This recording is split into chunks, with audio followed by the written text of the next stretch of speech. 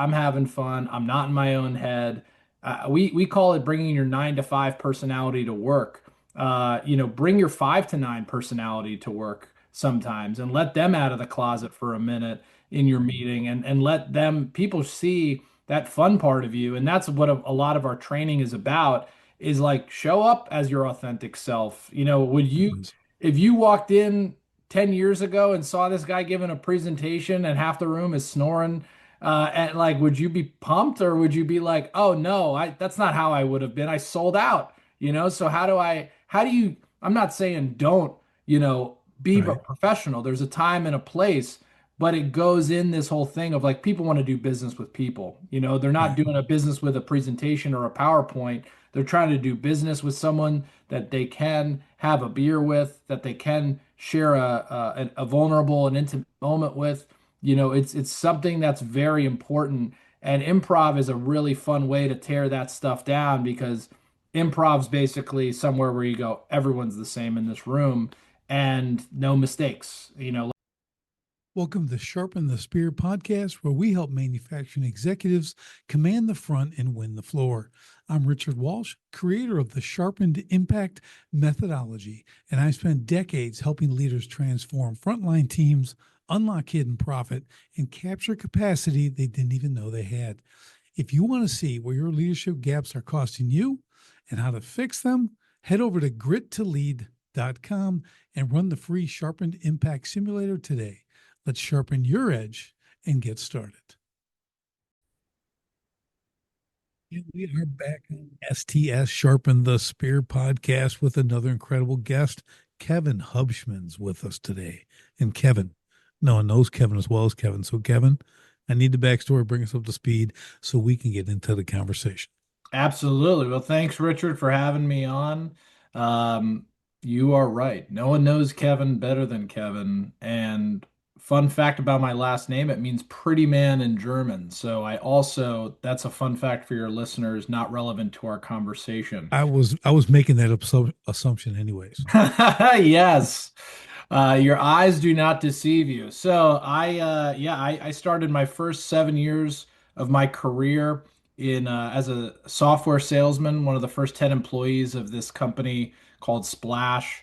They actually recently sold the last couple of years, which was a cool exit for them. But I was one of the founding members there, and I kind of was just a do anything that the team needs kind of role until I eventually specialized in sales and marketing. But when I was starting my career, I was also getting a lot more involved in comedy, and I started training in improv comedy while I was getting my feet wet in the corporate world. And I started to see that there was so many cross references that I could take from the comedy world and take it into the corporate environment. So it was the first time where I felt like I could start to use comedy as sort of a cross training for me being a business professional. And for the longest time, I would think I was training to be a professional comedian, but I was actually training to be a better professional.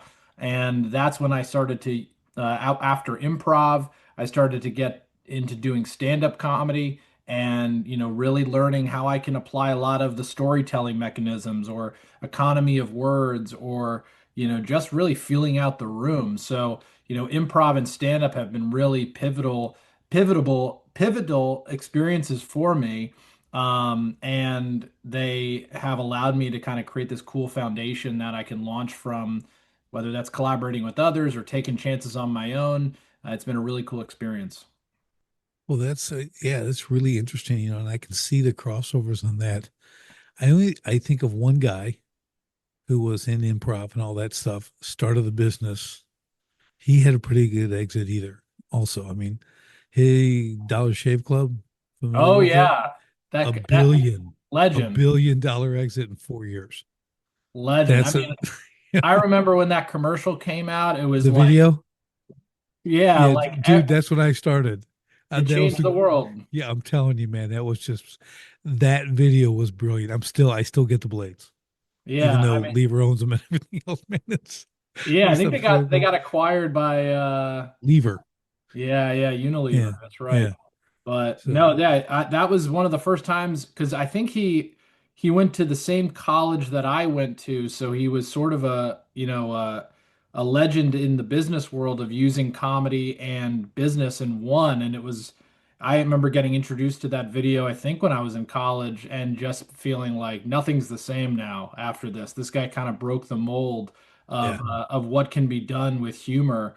And, it's not like anything in that I bet was improvised, but improv gives you the ability to create so many different ideas and bounce off of each other. And I'm sure there was a ton of takes that happened. And, improv really is just a training ground for creative ideas. You know what's wild about that video? And I take this is stupid, but I'm going to say it anyway. So he's walking through the thing, and then there's a picture of his grandfather. Yeah, Goes, yeah. hey, pop, pop, just like that, right? And he just keeps going and stuff. So I have a granddaughter now, it's like 2.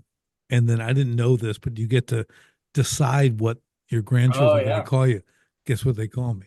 Pop, pop. Yeah, man. There Just it because is. of that, I'm telling you. Full I'm like, I circle. love that. So yeah, it's so cool. So, anyways, back to you, my man. Yeah, I mean that's really the gist of it. And so I left the company after 7 years because I started throwing comedy shows in my office, and it really just got to a point where I think we both looked at each other, me and my manager, and we were like, I think it's time. I think you should probably go and take this venture and continue on with it. And that's what I did right up until the pandemic, which was 2 weeks later.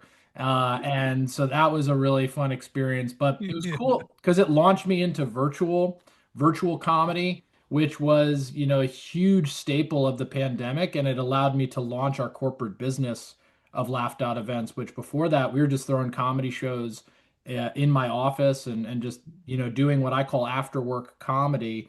And then the pandemic, forced my hand into saying, all right, let's start bringing comedy into the workplace. I love it. So let's dive into that a little bit. Tell me about the business itself. Like this Yeah, is interesting so to me. yeah, so we started with virtual comedy, and it was the pandemic, so a lot of stand-up comedians, all stand-up comedians really, they weren't allowed to perform in clubs, so you saw a lot of them performing in drive-throughs or dreaded virtual comedy, and people really hated doing virtual comedy, and I sort of made it my mission to be like, we can make this good, we can really make this experience solid. And so I set off on working with some of the most talented comedians in the country because they couldn't work in these clubs. So they gave me the opportunity to bring them on into these corporate environments. Some of them who didn't have clean acts had to go extra clean for the corporate world. So it was a challenge for them as well. But it was just a really cool experience of, collaborating. I would host these shows, and a lot of these stand-up comedians who otherwise would be selling at theaters were performing for, room full of 100 people on Zoom. And then we kept tweaking the experience so that it was, maybe a little bit more visual, or maybe let's add in some improvised musicality to it, or let's customize the set with different information from a pre-event survey. So I just kept iterating on it until eventually we had like the most amazing virtual experience ever.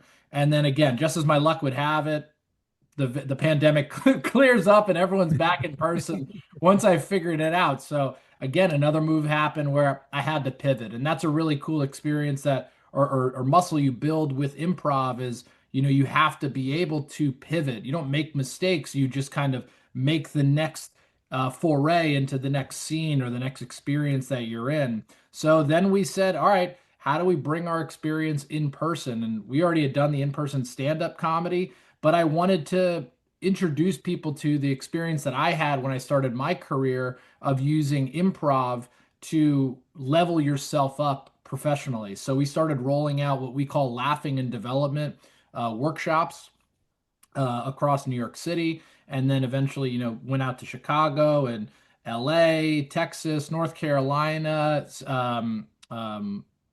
parts of Texas like Austin, Dallas, San Francisco, Washington State, DC, Virginia. I mean, it was really cool to start to collaborate with so many amazing improvisers who had, decades of experience, and we were able to collaborate together and create really cool curriculums that allowed salespeople to level up, leaders to level up, just a team who wanted to get to know each other because they'd been virtual for so long, get them to make a genuine connection without going like axe throwing or something.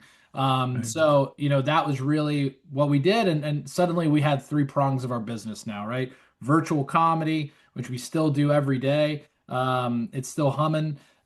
In person, booking stand-up comedians and other comedic talent and hosts and keynotes and all that good stuff.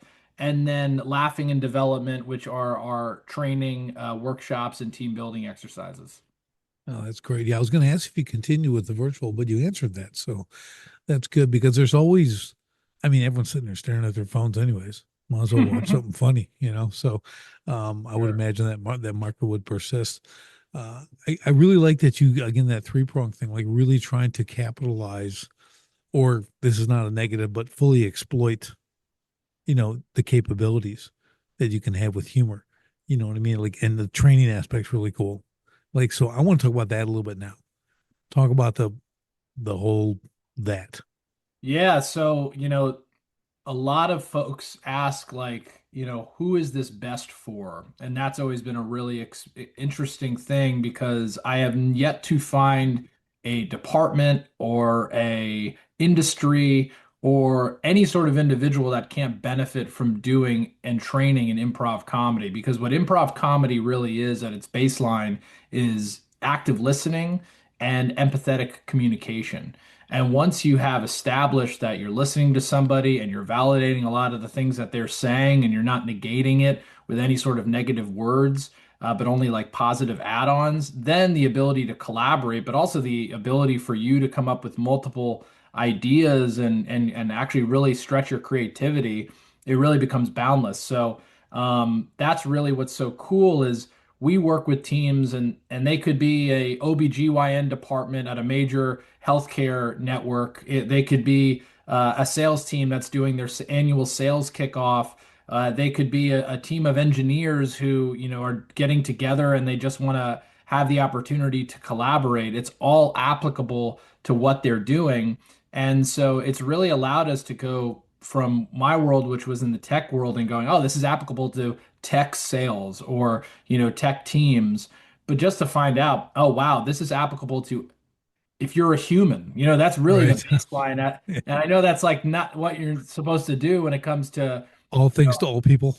yeah, all things to all people, but we've obviously gone niche into it and going, all right, this is our workshop for sales, and this is our workshop for lawyers and for healthcare, and everything is customized specifically. But that's the beauty of applied improv is that you can apply it to different aspects. And I obviously try to lean into my expertise of what I know, and then continue to mold these exercises after we do like one exercise, one workshop with one new industry or department. Now we have more data to then say, all right, that worked for them. Right. Let's hone in on it and let's dial up a lot more of the references so that people can come away with this being like, that wasn't just some team building thing. That was something that I could actually use and apply to work the next day. Yeah, I love it. I think I've had some guests on. One was humor. What was his name? He had a funny name. Just kidding. But he really was able to similar, right? But he was really one-on-one in sales, stuff like that, really addressing the humor aspect, which I loved, because and it wasn't just telling jokes. I think a lot of people think that's what It it is, and rarely that is, right, exactly. That's not super effective. Okay. It's all about listening. It's like I think Yeah. that's something I go around too because at the end of the day, like if you were to put me in a box and a niche, I used to say I used to sell SaaS, now I sell laughter as a service. And that's so people go, okay, you used humor in your sales skills, Mm. like tell us a joke. And that's not one, you never Right. ask a stand-up comedian to tell me a joke. It never goes well. But two, there's a huge difference between using comedy skills and telling jokes. And using comedy skills is what I said before. It's like really making that connection with somebody by listening to what they're doing, not interrupting what they're saying, and really taking what they're trying to emote to you, feel it, add on to it, validate them, and let them know that this is now, going to be a game of tennis we're playing back and forth And sometimes I'm going to set you up and you're going to spike it. And sometimes I'm going to do the same for you. And that's really what's going to be cool. And laughter just comes as a result of playing that game with one another. And that's how I believe is you're creating a bridge of trust. And then that lets laughter come into the room and is the most effective way to use humor. Yeah, I want to say I haven't mastered the humor part, but sarcasm is my special gift. Yeah. Okay. And it's funny because I can drop that right when because I forget nothing. And then I'll find them and I can bring it around. I really like that. And my youngest daughter's got that too. She's doesn't talk a lot, but man, when it comes out, it's just, she's Well, that's awesome. that's the funny thing. Like the thing that I took away from what you just said is like if I can call back something, if I can remember something and bring it back, a lot of humor is just recognizing intelligence, right? And that's when you go to a stand-up comedy show and somebody points something out that the audience already noticed, or you hear crowd work of something obvious, the most benign things get the largest amount of laughter because you're basically telling the audience like, hey, I'm recognizing that you're smart enough to remember the thing the guy said before me, or you're smart enough to notice that that light looks really weird, or that this room looks like a Right. dungeon and we're performing in it. So there's like the ability for you to point things out. That is, people laughing is really them going, I'm as smart as you. That's kind of what their brain is going and be like, we're on the same page. And again, it goes back to that connection that you're making when you do stuff like that. I think one of the, along those lines, and you can correct me here if I'm a little off on this, but I think from the intelligence standpoint, I don't know if there's anyone better than George Carlin was. Oh yeah, ex I legend. mean, right. I mean, yeah, but are we talking? I know that's not like everyone, but I mean, he had that ability to take whether it's everyday things or whatever the theme was, the way he could articulate it, the absurdity. He could bring out the absurdity of real things. I Yeah, I think mean, that's part of what it was. Carlin had such so many. There's a great documentary on HBO with Carlin, and he had so many different waves of his career, Yeah. and he kind of tackled every new issue that came about, and he kind of let what was happening in the moment of history, really dictate how his sets were going to be. So he was all about kind of connecting with people and making that connection to what was relevant at the time. My favorite Carlin tidbit is that yeah, are you familiar with Lenny Bruce? Yes. So Lenny Bruce was notorious for getting arrested all the time for saying things you shouldn't say at that time. And one night he gets arrested and and then they throw in a 17-year-old into the paddy wagon. And who is it but George Carlin, who was watching a set that night, Right. who then later would be in similar hot water as Lenny Bruce, but that's as far back as he went too. Yeah, he did that whole thing on the censored words, which you can't say. Oh yeah. That was a great one. I mean, you're right. He just continued to evolve. And I think it wasn't even a matter of relevancy. He was just paying attention. Hmm. He kind of understood like where that was in the timing and stuff. Because I think improv there's a lot of timing involved. And Hmm. and believe it, I'm no comedian, so tell me if I'm wrong. Totally okay, but it seems to me that that kind of stuff has and I guess it may be all comedy except maybe straight joke telling, but like timing is where it's at. I think it's presence. Timing and Okay. presence kind of can be in the same boat. Obviously, timing is everything. You hear that all the time when people are talking about comedy. He has perfect timing, but that can be in reference to a rhythm. A lot of stand-up and a lot of comedians, they're telling jokes like every 15 minutes, or every 15 seconds or so, or even shorter. Like there's sort of a cadence and a rhythm that it almost certain people feel like jazz, and the timing they're talking about can kind of be like on a certain type of beat. And that's, one type of timing. And then the other type of timing is what, you're probably alluding to, which is like, how present am I to know that this needs to take another beat, or like, I'm going to execute the joke this many seconds after, or this many milliseconds rather, after, my setup. or, I'm going to add another tag in here where it's relevant. So, a lot of that timing has to do with being super present on going, am I going to go with the stuff that I always do? And because stand-up comedy is an act, and that's what a lot of people don't realize.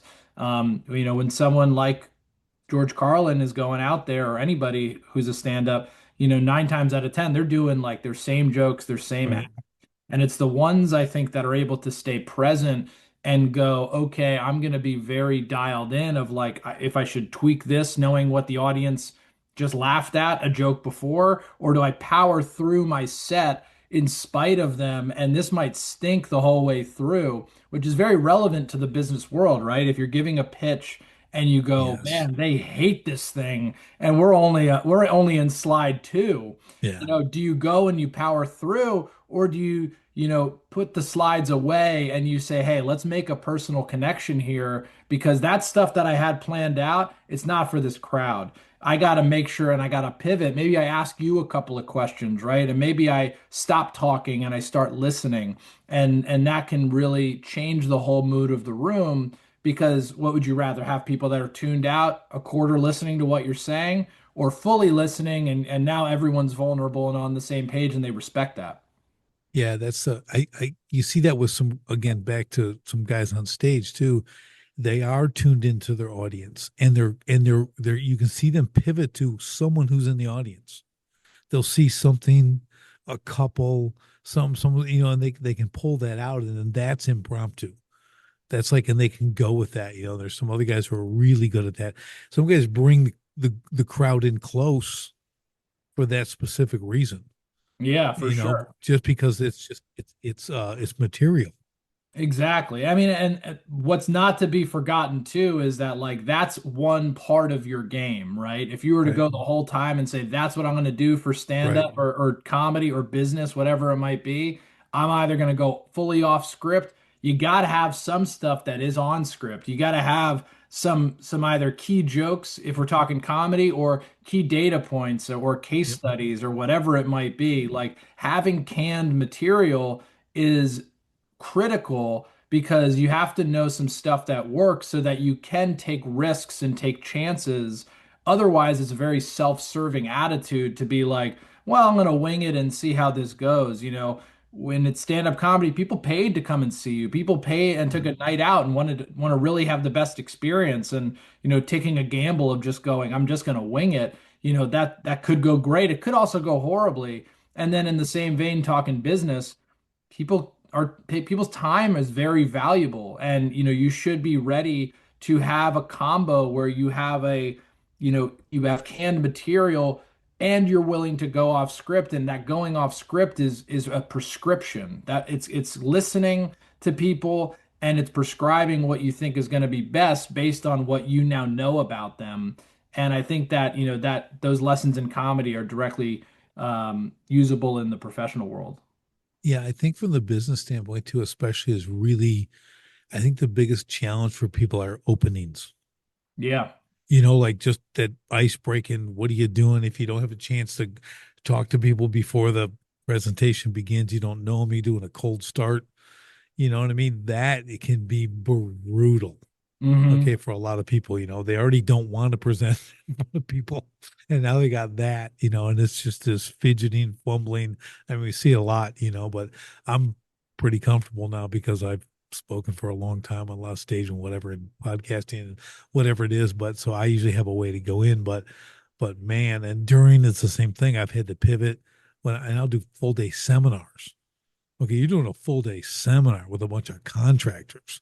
Okay, like you got to know your audience, right? So Oh, yeah. I'd have some fun because I'm one of them, Well, So that's the important thing too, you is know, like, that's another component. It's like they feel that. They feel the energy that you're giving off. And if you don't want to be there, you think they want to be there. So like, right? how are you actually having fun? And that was a big thing when I, was in the throes of performing stand up. I would get so hung up on like, man, I hope I say this joke right. And then after this joke, it's this joke. And then, I got to make sure that I got this tag after that punchline and, but make sure that I do the setup before. And I would just have this dialogue going up in my brain and I'd get up there and I'd be like stone face And then you realize like you don't look like you're having fun. How are Right. you expecting these people Right. to like laugh and enjoy themselves and connect with your material? So it actually pays to go up there and be like, I'm gonna have the best time of my life no Yeah. matter what. I'm gonna make sure that this is a great time. And if things don't go well, whatever, and that's kind of it's a hard jump to make, and it only comes with reps. Because I think only people, that really believe if it doesn't go bad, what's the worst that could happen? Nothing. The only people Right. that have that attitude are people that have failed and have bombed and know that you come out on the other side of it completely unscathed. And the people that are scared to take those risks are ones that never took it in the first place. Right. Yeah, I think, I to that I'll get going on the story and I'll start laughing so hard because Oh yeah. it's been 20 years and it's still hilarious. I just did it like a half hour ago telling this story from like 40 years ago and I'm like I'm dying telling them and they get laughing, right? And everyone's just they're not even laughing at what happened. They're laughing because Yeah. I'm laughing so hard. I do it with my kids a lot too. They're just like, Dad, you're odd. And I'm like, we Yeah. weren't there, but everyone's laughing. It's hilarious. So I love it. it's infectious. I mean that's kind of the thing. You gotta pull them. And then I don't do like, these wild stories, but when you've lived a while and you've done some stuff, you got stories. Oh Okay. yeah. And they're funny. I love sharing them and you get going. They're just again the great icebreakers. When you start something like that, I'll tell them about, the first time I got in the ring and stuff like that, and the mouthpiece out of the ring and the can't chew for three to my nose, one jab, just to the whole thing. And Yeah, then yeah. I'll see you tomorrow. I'll be back. So people love that stuff. You just get going. And that was a long time ago. And I still laugh about it. And it's just, we just use the stuff in life in our business. You have to bring that stuff because I don't care what anyone says. I always tell people they've heard this a lot. They've been listening for a long time to my show, but the automation technology pendulum has swung a little too far to one side, Hmm. and people are missing relationship. And relationship is conversation, and it's humor, and it's the improv stuff, and when you get them, and you get that energy of the room, right? Like I don't envy you having to go all virtual for that time period, okay? Because that you got to work like 5 times as hard. Yeah. Okay, because You the got to just room, dial up. You got to dial things up a little bit more, right? It's kind of like, when you're what do they say when you lose one of your senses, the other one has to kind of right? heighten and take Yeah, over. I think that, virtual, that's the thing. A lot of people are like, man, I don't envy virtual. It's like, man, some of these virtuals, the way that we've set them up, they're awesome. They're better than any other in-person stuff that you could do. But, again, it goes back to like, okay, we're not playing with the same rules that we were in person. So how do you adjust? And how do you make right, those changes? And like, right. but to your point, like automation, technology, AI, all those buzzwords, I use them every day. I love them. They make you way more productive. When it comes to actually like making deals with people, no one's checking out on, the way that we're doing business, like on a Shopify page, right? They Right. want to make a connection with someone. They want to work with someone. They want someone to also be in the trenches with them and sort of like sharing responsibility. And you got to create trust. And I think that my biggest fear for the generation coming up is that they haven't learned the skills to like create that trust. And that's really what our goal is as an organization is like, how do we help people in this world that's so digitized and online? How do we help them develop these soft skills and almost remarket soft skills as like these skills, the critical skills, the Right. listening and the timing and the connections and the trust building because you know it better than anyone. If you're able to create that as a foundation, the sky is the limit for Yeah. the business you can do and the connections and relationships you can build. Yeah. It matters. It matters. I mean, I've got a guy, so I'm online, LinkedIn, all the stuff, so I'm chatting with a guy, private equity and all this, whatever it is, all the stuff. And he's like, hey, I just moved from Beloit. I lived there. I just left in 2024 or whatever. I'm whatever, 45 minutes away. Oh, that's great. He goes, well, you want to meet in person? always want to meet in person. Okay. Yeah. He goes, I'll meet you at Blue Collar Coffee tomorrow, which is like 100 yards from my office. Yeah. I'm like, I'm there. I'll see you in the morning. I mean, that just doesn't happen very often. Oh yeah, we need Right. more of that. Yeah. And I'm bringing the co-owner. We're both coming. I'm like, Yeah. okay, this is great, man. Let's go. And I I love mean, my that. hope is that we'll have more. I mean, I don't think it's going this way. I think people are going to be like, great, now AI can allow me to have 10 meetings instead of five. But like, who knows? Maybe this will allow us to have a lot more in-person connections because, we will have time to make that connection and start prioritizing some in-person engagements and activities now that we've, maybe shrunk our work week, a few more hours and allows us to give ourselves more time to make human connection. Yeah. I think I haven't seen technology ever do that. No, Okay, I'm because just it's being more optimistic efficient. It though. makes us work more. Okay, all we do is Totally. work more. But I think if you use that tool properly, you just like in sales, you warm the lead. So you use it to warm them up. Now you want to get that in the room deal. That's where you're shaking hands and closing deals and writing, signing ink, and the good things happen, right? So we Yeah, get paid. But if you can utilize it to warm the lead, build a little bit of trust, familiarity, and everything else, and that's just what I'm doing when you're on social media, right? If you're actually doing that, but with the intent of like, I want to see these people in person. I'm going to get on the factory floor. I'm going to go here and do this and go here and do that. But in the meantime, look at the the breadth, okay, of who I can reach because of it, hmm, right? And you can build all of that and you can start to line that up. So I'm like you, I use all the tools because they're tools. Okay. yeah, I don't roof the house with a hammer and a nail. I have a nail hmm, gun. Okay. hmm, And I'm going and I put 4,000 nails in about an hour. Okay. So it's like try that with a hammer. Okay. So I'm all about the tools. I love it, but I have to use them properly to bring me back to the relational aspect because that's where the magic happens. absolutely. Yeah. So yeah. So having this ability to involve to engage with the humor. Okay. And I know I mean, there's a million different ways, right? Some's body language, some's verbal. I mean, you got the whole thing, right? But really understanding when that becomes not forced, like, oh, I'm going to have a meeting. I'm going to start with this joke. Like Never. you're doomed. Okay. You just don't even show up, you know? That's like some Michael Scott advice right there. But yeah, that is, I think that's people's biggest issue is that they want to go in and go like, all right, what's going to be my big opener? And the truth is in stand-up comedy, most people's opening joke is established when they walk up to the stage, or it's established 5 minutes before they come on. It's established like when they see the environment around them and they point out something that the rest of the audience can also point out to because you're kind of giving the audience an on-ramp into your brain.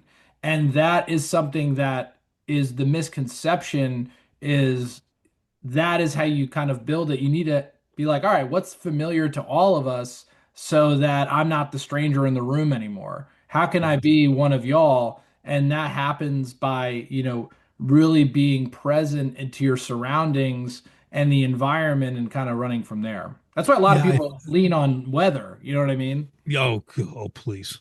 But you have a room. You literally can use the room. Hmm. You could describe something in the room. Everybody sees it, everyone knows, and you point it out. Maybe they didn't point it out, but you're like, oh yeah, that's odd. Or if you're in, you have the luxury of being in a large theater or something, I mean, you can point stuff out, goofy stuff. Hmm. Like, look, that used to be in vogue. It's the Yeah, or most be like, hideous thing I've hey, ever seen.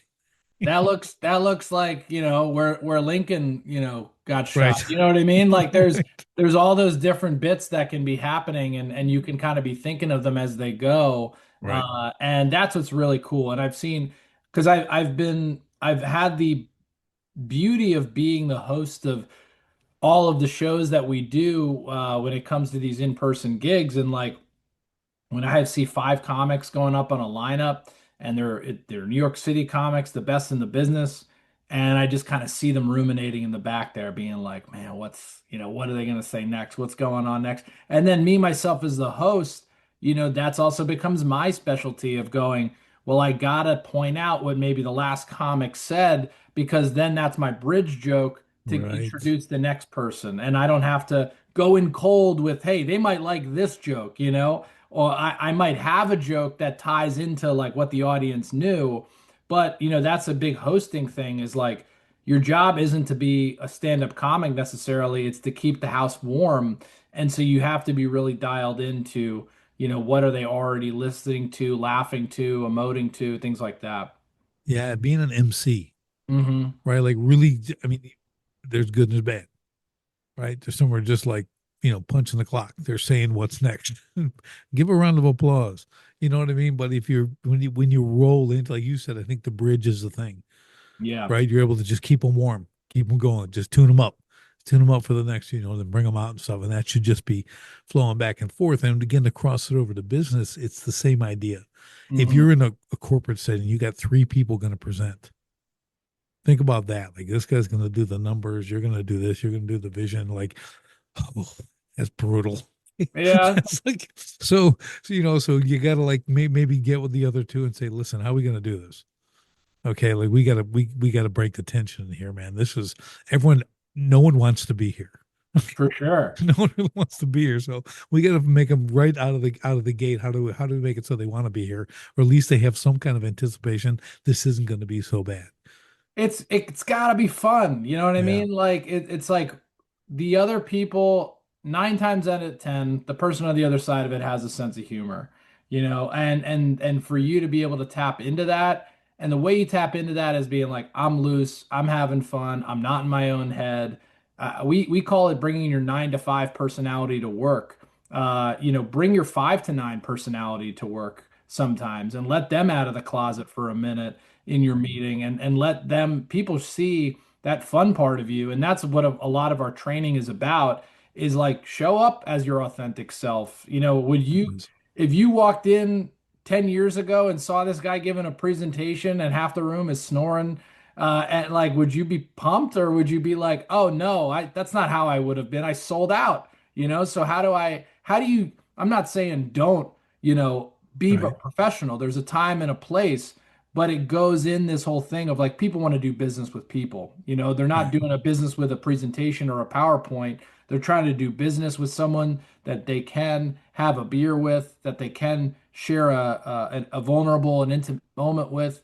It's something that's very important. And improv is a really fun way to tear that stuff down because improv's basically somewhere where you go, everyone's the same in this room and no mistakes. Let's just have a good time. Yeah, I think you said it best. And I was thinking about this kind of most of this time we've been talking is it really is authenticity. You have to like be good with yourself. Hmm.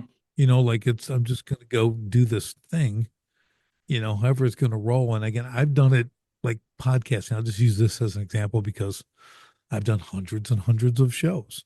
Okay.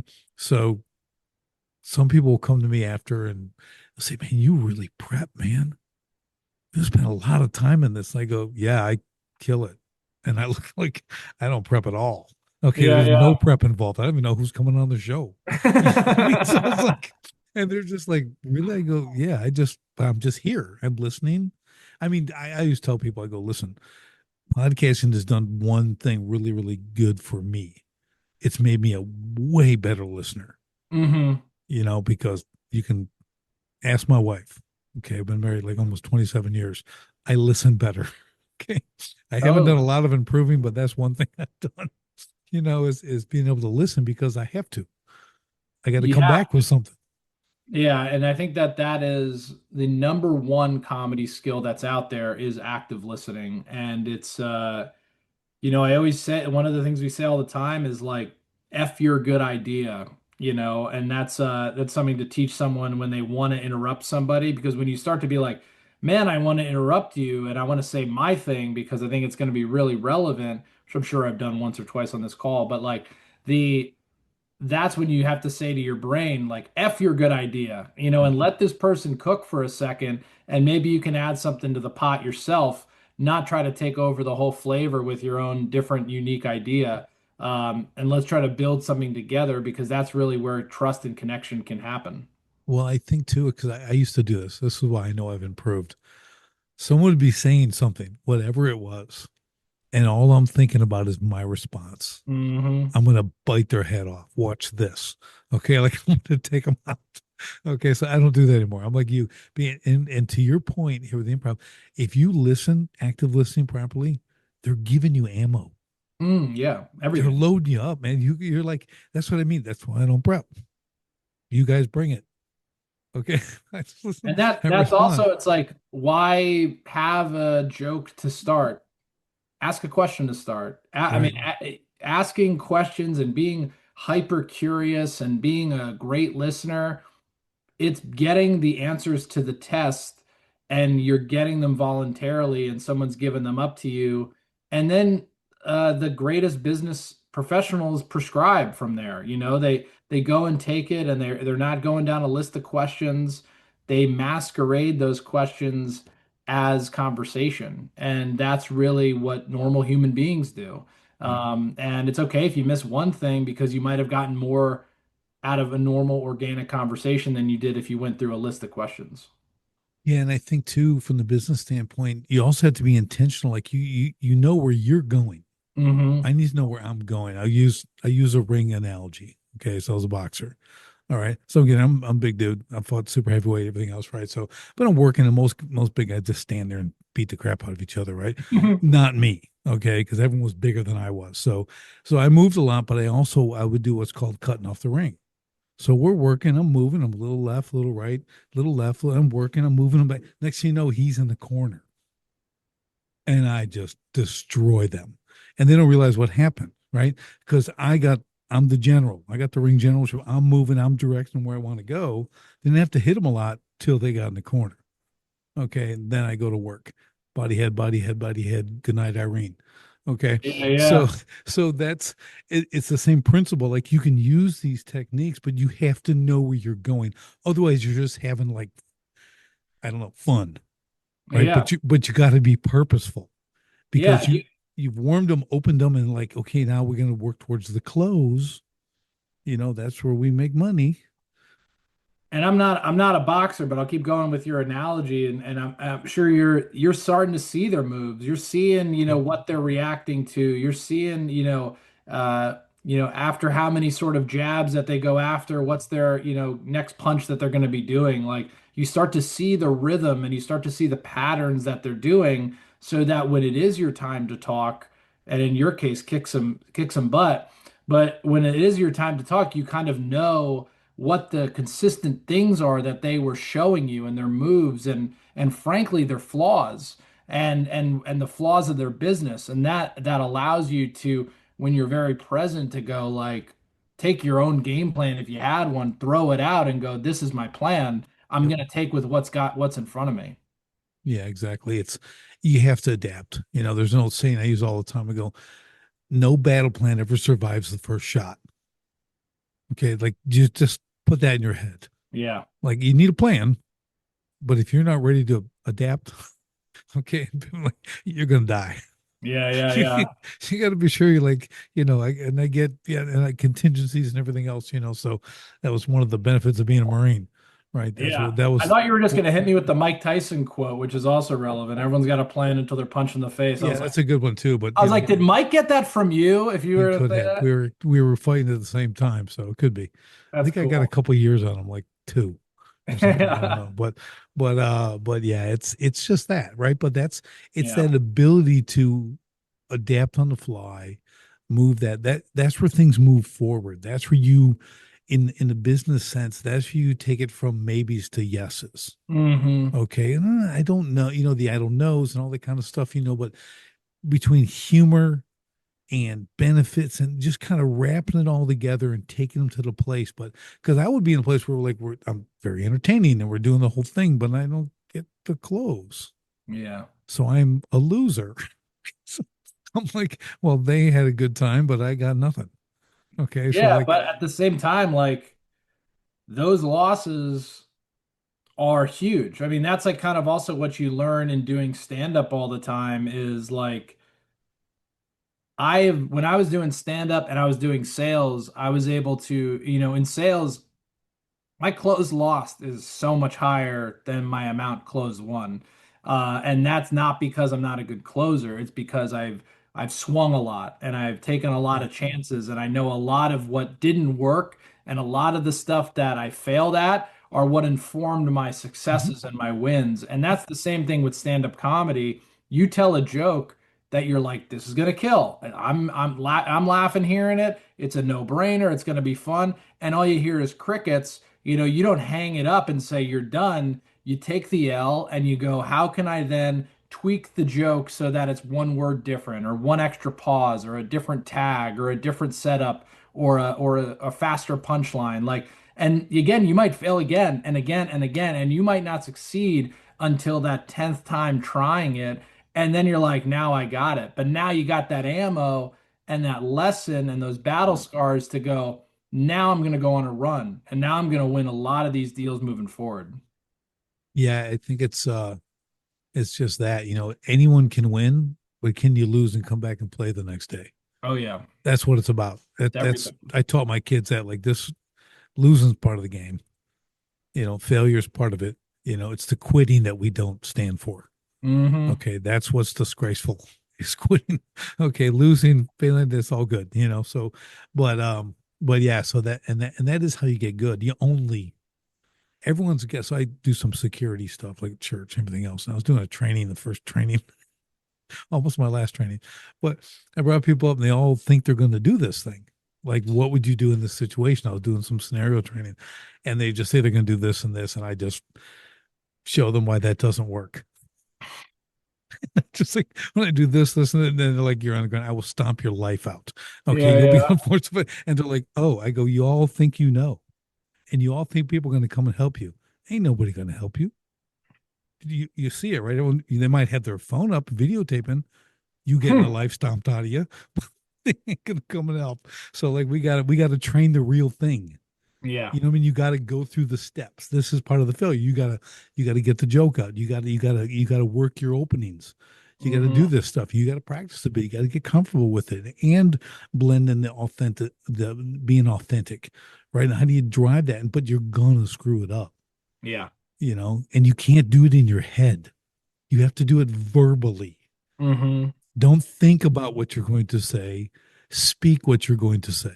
Hmm. That You is gotta something get I had to learn. You got to hear yourself, not in your head, but like in your ears. Yeah. And then the more you get it out, the more you speak it, then it becomes easier to write the joke, do the Right. pitch, make the moves. Like when you've done what I've noticed personally is like, yeah, at first I tried hundreds and hundreds of jokes, and I would just do them and they would stink. And I would be like, I would never chalk myself up as a failure because that 101st joke got so much easier to write when I knew I didn't know it worked. And I think that then I could start doing stuff more in my head, but it wasn't until I got the reps and the failures to know like, okay, what's the fastest way to a better joke? And then like the different kind of things and the structures. And then I could apply that into doing my sales pitches. And then I could apply that to doing my discovery calls. And I could apply that to doing my, remarketing efforts, whatever it might be. Things get easier the more Right. times you can make yourself vulnerable. But like you said, you can't be afraid to do it. You can't do it in your head to start. You gotta just do it where there's instant gratification or instant feedback. Either way, you gotta learn something right from the jump. Yeah, I think videotaping yourself, recording yourself. People say, oh, I hate my voice. I would go, well, start liking it. Yeah, yeah. Listen to it more. You'll like it. I love mine. Okay. So Yeah. it comes in handy every day. Okay. I really like it. I use it to my advantage every single day. And but people they've all it's wild what's in people's heads. Oh yeah. Stuff like, and now you're telling them to go out and be funny. Okay. Hmm. You're like "Woo." I'm like, well, that's the easy part of me. I grew up a clown, so it was all right. Yeah, yeah, yeah. Like I got punished a lot for my clownness. But yeah, it was Sure. it was something. So Kevin, I love the whole humor into business, improv into explanation. You know what I mean? I just love this whole premise. And I think it's so good for people to like look at this and go, this could be a really great way to elevate my career, my Mm-hmm. positioning. Okay. I have a business. I'm starting, when I was helping a lot of businesses, we're elevating their clientele, Mm-hmm. right? Because everyone doesn't charge enough and they're not serving the right people. And I had to go through all that stuff. That's like the easy part. But what do you do when you get there? Mm-hmm. Like this is a different client now. You've Yeah, you've yeah. rose the ranks from you did what you had to do to start. You got better. You're great at what you do, and now your clients are paying you a lot of money, right, to perform your. Well, now you have to become a different person. Yeah. I don't mean you're a fraud. What I'm saying is like you have to interact differently. They have different expectations, and you Mm-hmm. have to grow into these things. So things like what you teach and what you do, these are skills that will take you through that. Mm-hmm. Because again, it's translating what you're doing, right? Is being able to bring that across. I think it's a really powerful tactic to put in people's tool belt. Well, so what are you seeing on the business side as you're training these people? Um, like give us kind of a high view of a little bit, I'll call it transformation, kind of walk us through the people don't want to say anything and they kind of get better. But what's your feedback?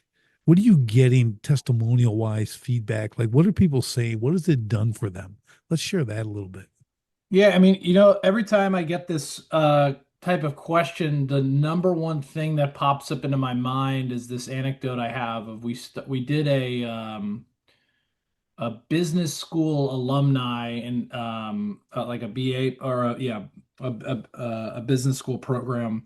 Their alumni, they were doing a networking event, and it was like your classic networking event with hot plate food and open bar and just people going up with name tags being like, "Hey, what do you do? I do The this." Right? worst. The Stuff that, worst. people hearing are probably going, I was at one yesterday, or Yeah. the other people going, I'm crawling in my skin hearing about this.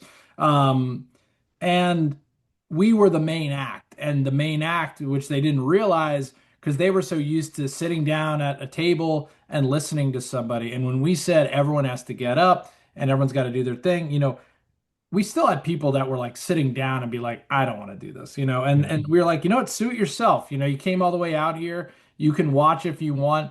Those people eventually did come up. So that was also very cool. After like 5, 10 minutes, they were like, what, this isn't so bad. Yeah. Let me dive in the water. But the thing that was like the coolest thing about the experience is that I had a person come up to me right at the end, very emotional, and she said, when we were doing that beginning part with the food and the drinks and the classic networking, I was in the bathroom hyperventilating because those experiences freak me out. And I'm not good at them. And I started to think and self-doubt, like, why should I even be here? I don't know if this is for me, all this stuff, all this negative thought. And then when she came and did the hour-long workshop with us, she came away from it going, I came away with more business cards doing goofy improv and silly fun games. I came away with like 4 or 5 business cards because I was just connecting with people on things outside of work. I was showing my authentic self. They were showing their authentic selves. We weren't, one job against another job or one VP for a manager. Everyone was the same for this moment. And she says, I've never gotten more out of any of these alumni events until this one. So thank you so much for coming. And that was like, like, whoa, that is Yeah. the best compliment I could have received. And it really is this thing because I feel the same way. Like I'm an extroverted guy, but those environments stink because it is like, a contest of like, what's the most value you can bring me? And let's kind of keep going until maybe we get something out of it. And to do this experience where, people were like, I'm listening better, I'm coming up with creative ideas, and I'm able to say that in this hour, nothing was accomplished theoretically, but at the same time, I'm going to come away with more skills and experience than I would have if I just listened to somebody talk about being your most authentic self. Yeah. I think I was like that too. The networking events. I just completely flipped what I would normally do, which I'm that guy who would say, well, that's enough about me. Let's talk about me. Okay. So like for real. So I stopped that. Okay. Now I'm 100% like, I just have 3 words. Tell me more. Yeah, yeah, Tell yeah. me more. Because everyone wants to talk about themselves. Because it's the great saying, no one cares how much you know till they know how much you care. Hmm. Why they really take that to heart? Like, listen, I'm not making any progress here. Yeah. How are they going to remember me? How are they going to remember me? Because you listen to them. I don't And have to tell a joke. I have to do anything. What's that? you have 3 words. Sorry to interrupt you. I'm breaking my own rules. You have 3 words. I'm going to leave you with 2 words, which is the most two important words in improv, and that's yes and. And that is what goes through my head is going, yes, and I can validate what you're saying. So it's like what you Right. the quote you had said earlier, no one cares about what you know until you know about what they Well, care. I how forget much you what you care, right? how much you care. That's with empathetic communication. And that's the second line that we talk about outside of active listening is once you get into empathetic communication, which are with those 2 words, yes, and being like, hell yeah, and this is how I'm relevant, or like, and tell me more about what you Right. think. And it's everything in making a human connection. And if your listeners come out with anything, tell me more. And yes, and that's being curious and then being a good partner in conversation. Well, what you're going to find when you do that, tell me more, or don't care how much you know till you know how much you care. They're going to turn it back to you, Mm-hmm. and they're going to remember whatever boring thing you spew. Okay, whatever. Like There, they're going to Terry, remember. now. They're going to remember what you do or whatever, but they're going to remember because you listen so well. Mm-hmm. They're not going to remember about like you're this expert in this and this. Like it's not. But when they see you next time, they're going to remember this dude was like the listener. What do you do again? Man, but I loved our conversation, man. But what do you do again? Mm-hmm. Like I'm telling you, like it seems like you failed, but you won because they remember you. Mm-hmm. You can always give them another business card. Of course. Okay. But now you have there's someone who wants to be around you. That's the no like trust factor, Mm-hmm. right? That's what you want to get to. Everyone wants to play the short game. I want to lock a deal at the networking events. Like, okay, Yeah. Good luck. it's like, good luck with that. Okay. So I just like you're saying, you start to learn like, well, first I understand it's a long game I'm playing. Okay. When relationship and stuff like that, you don't walk up to the first lady you see and say, will you marry me? Right. Mm-hmm. It's the same principle. So we don't want to do that. But again, all these things you're talking about and the techniques involved here that can be applied to networking, to business, to presentations, to just working with your colleagues, being that person, and stuff like that. It'll gain you a lot of favor. That's what Absolutely. it'll do. Yeah, it's really powerful, man. This is really I love it. Give us kind of some final takeaways, Kevin, here as we wrap all this stuff up. I would say I think I gave away my favorite final takeaway with the yes and component, but I think to I build off, sucked it out of you, man. you I took just it out. I You got all took my it. gems, but I I think the did. gem that I haven't given you yet is to build off of that yes and that's, if anybody could, the words you use and the language you use is everything. And if you can just eliminate the words no, but, or from your vocabulary and you replace all of those with yes and, it'll change your life. Yep. That'll change your life with your friends, your partner, your family, your business associates, your teammates. If you eliminate no, but, or, replace it with yes and, everything's different and better, and people want to be around you. And I'll I'll extend this a little bit. I'll just say the but. Okay. So I learned this years and years ago. Okay, just use a simple explanation. You go to a friend's house and they've got this new painting. Okay. And it's on the wall, whatever in their room. And he says, well, I like that plant. It's really interesting, but I'm wondering why you put it on this wall. Okay. You just negated the whole first part of Hmm. everything before, but you negate when you say Exactly. but, right? So, but you say, and I'm wondering, like, why'd you choose this wall? Now it's Totally different, yeah. right? That's the yes and, Yep. right? Same thing. So people got to like words have meaning. I tell people all the time, like, it matters Really what you does. say, Yeah, it how really you say does. it, the whole thing. It's important. That You know, painting example is exactly it. It's like there's a lot you could if you believe and you feel the but, you know you can get the same reaction and the same answer with and. So also keep that in mind too. right, right. Yeah. So it's it's just you start thinking that way, and like in words have meaning. And I've really learned to I've changed my vocabulary because of that. Just more impactful words. They mean something. So I think that's a great final thing. Kevin, it's just been fantastic, as I knew it would. The moment I spoke to you, because I don't prep and I don't, but at the same time, I knew we could pull this off, right? I'm 100% confident can do this every time. It's all good. So, how do people get in touch with it? How do they get your services? Let's give them a place to go. Maybe they want to get into this. Yeah, so our main website to check out is laugh.events. We're not .com, we're .events. So laugh.events is the website. We got a newsletter called laughrx.laugh.events. And yeah, connect with me on LinkedIn. Just Kevin Hubschmann on LinkedIn. I'm the only one, the one and only. Uh and Pretty yeah. boy, And yeah, handsome, pretty, cute. there it What, is. what what's the official translation? Pretty man. Pretty man. That's it. That's it. See, I already screwed it up. Well, it's been an hour. I forget things. I've moved on. Pretty man. Okay. There it is. Well, Good awesome, callback. Kevin. This has been fantastic. Yeah, everyone take advantage of that. Take a look at what he's got going on. This is a really unique um I've lost the word, but from a technique standpoint, it's a unique approach. That's a word.